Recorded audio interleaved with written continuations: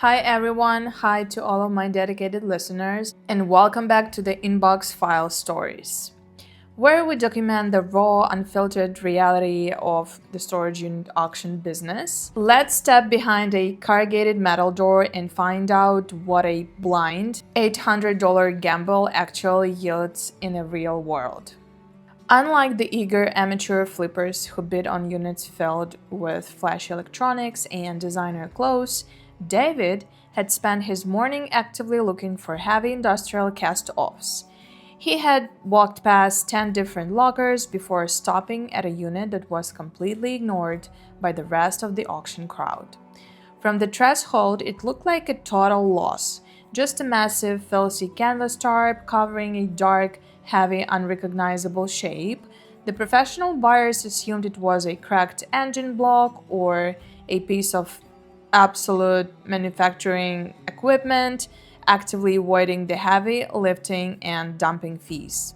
But David had recognized the distinct heavy duty stitching on the edge of the canvas, handed the auctioneer $800 in cash, and claimed the lot. When the corrugated metal door finally rolled upward on its tracks, David stepped over the threshold and immediately noticed the absolute absence of typical storage unit garbage. There was no overwhelming smell of rotting cardboard, mildewed mattresses, or cheap plastic furniture baking in the stifling heat of the concrete facility. Instead, the air was thick with a heavy, distinct aroma that felt entirely out of place in a modern commercial warehouse. It smelled strongly of aged, oiled leather, dry canvas, and the cold, unmistakable scent of ancient charcoal and ash. David pulled back the heavy dust-covered canvas tarp, revealing a custom-built heavy timer rack resting in the deep shadows of the unit. Resting perfectly aligned on the wooden shelves were several massive, authentic leatherhead fire helmets dating back to the early 20th century. The thick, hardened leather was painted a deep, glossy black, showing the authentic, battered wear and tear of an active, dangerous duty. They were topped with intricate, hand-carved brass eagles that firmly held the front presentation shields in place, marking the rank of a commanding officer. Below the vintage helmets hung incredibly heavy rubber-lined canvas turnout coats, stiff with decades of age but completely intact and free of dry rot. These vintage pieces alone were highly collectible and would easily cover his initial $800 investment on the secondary historical market. But as David cleared the bulky gear away from the back wall, he realized the canvas tarp had been actively concealing something much more significant. Bolted directly to a reinforced wooden shipping pallet was a massive, early 20th century fireproof cast iron safe. The thick iron walls were coated in faded black enamel, heavily accented with tarnished brass hinges and massive industrial steel rivets. It featured a complex heavy duty dial combination lock that was completely frozen shut with decades of rust and ambient moisture. There was no key, no combination written on a convenient slip of paper, and the original owner who placed it there was clearly long gone. David walked calmly back out to his heavy duty pickup truck, grabbing his commercial angle grinder and a pair of stretched safety goggles.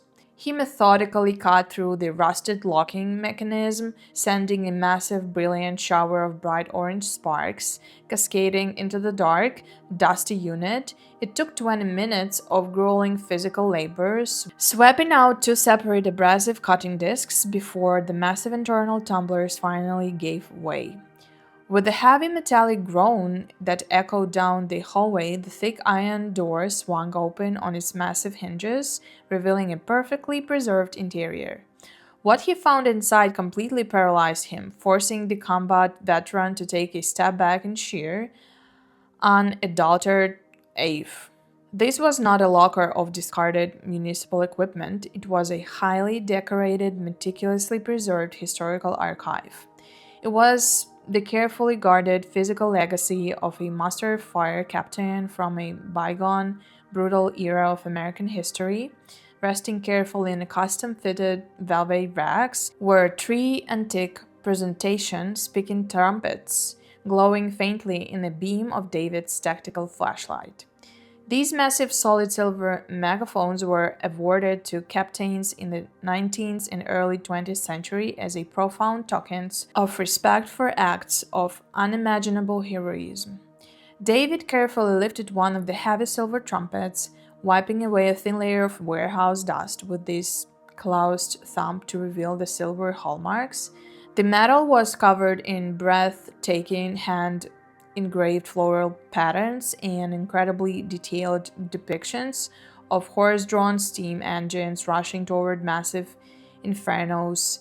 It was a genuine, undisputed masterpiece of American silversmithing, easily worth thousands of dollars purely as an antique work of art. Beneath the heavy silver trumpets sat a perfectly aligned row of small, faded velvet jeweler's boxes with tarnished brass clasps.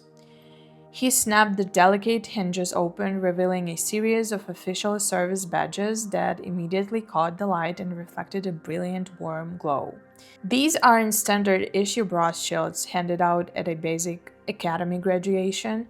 They were solid gold presentation badges commissioned by grateful city officials. A few of the intricately carved golden X's and letters were even embedded with small, flawless diamonds to commemorate decades of life-saving service.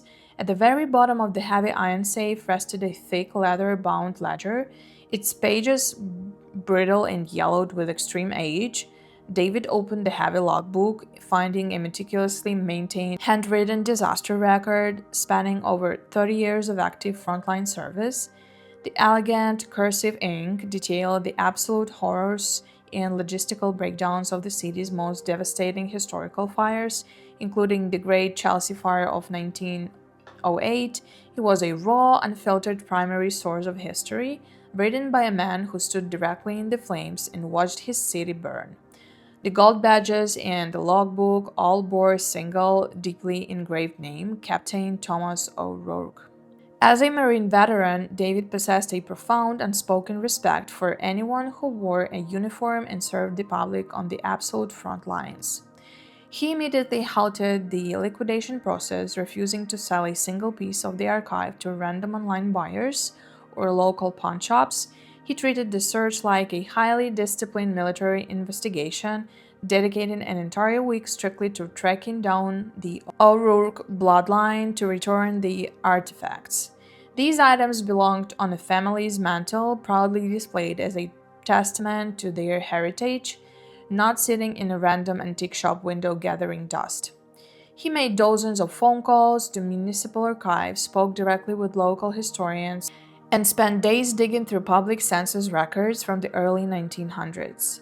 He pieced together the timeline of a legendary local hero who commanded one of the busiest, most dangerous engine companies in the entire region. But the intensive investigation eventually hit a tragic, undeniable brick wall that completely halted his progress and changed the reality of the situation. Captain O'Rourke had survived some of the deadliest structural fires in history, but he had ultimately outlived his wife, his children, and his entire extended family. His original historic firehouse had been demolished decades ago to make way for modern highway infrastructure, completely erasing his physical footprint from the city. There were absolutely no surviving heirs, no distant cousins, or no remaining family trust to contact, leaving the legacy completely orphaned. The storage facility manager helped David pull the original decades-old rental agreement for the commercial unit to try and find a final, desperate lead.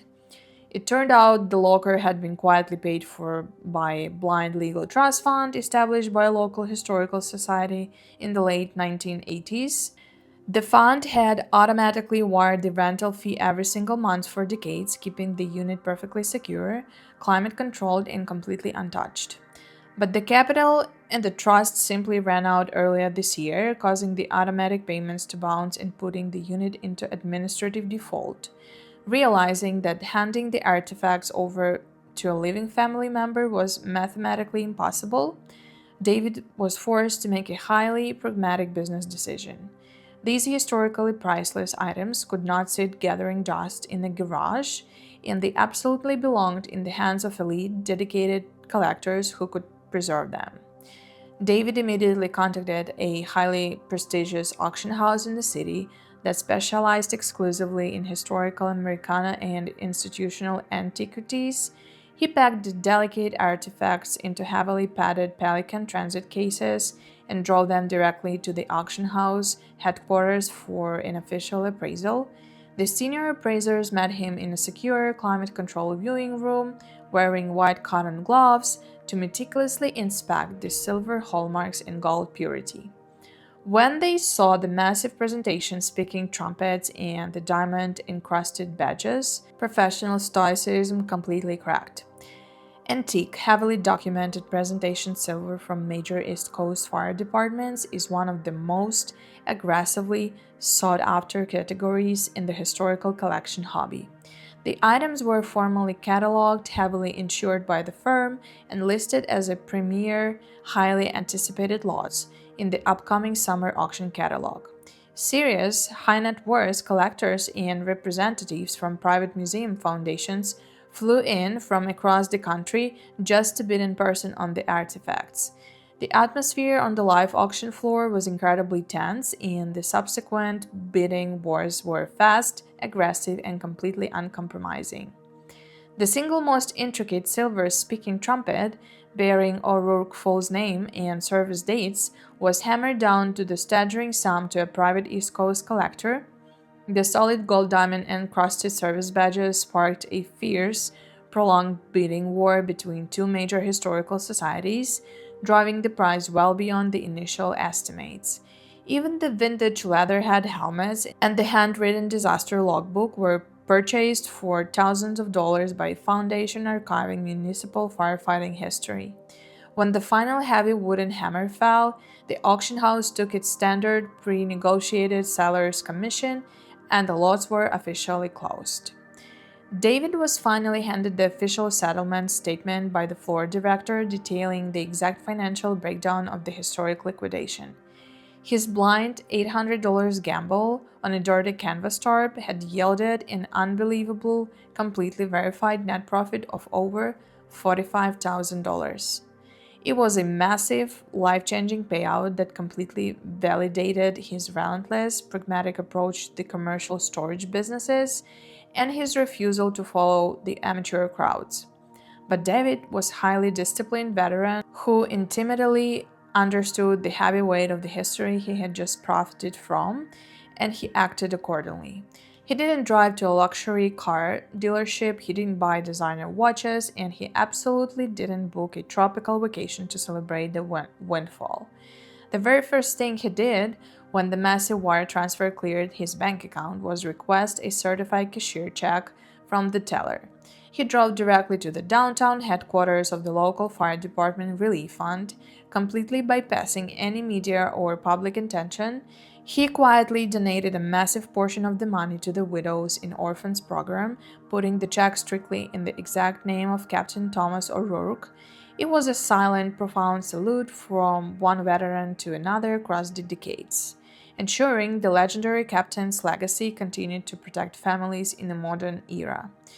With the remaining portion of the clean funds, David made a highly practical and sentimental business investment to improve his daily workflow. He paid pure cash for a slightly used heavy-duty commercial box truck, permanently upgrading his liquidation operations and eliminating the need for expensive rental trailers.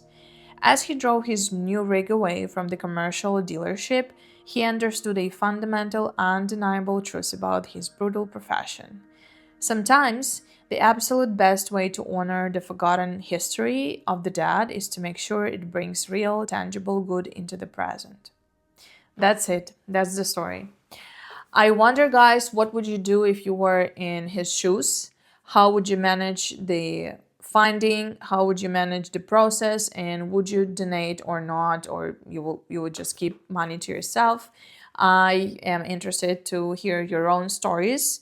And if you like the video, if you like the story, please give me a thumbs up, hit that subscribe button, and we'll see each other next time. Bye.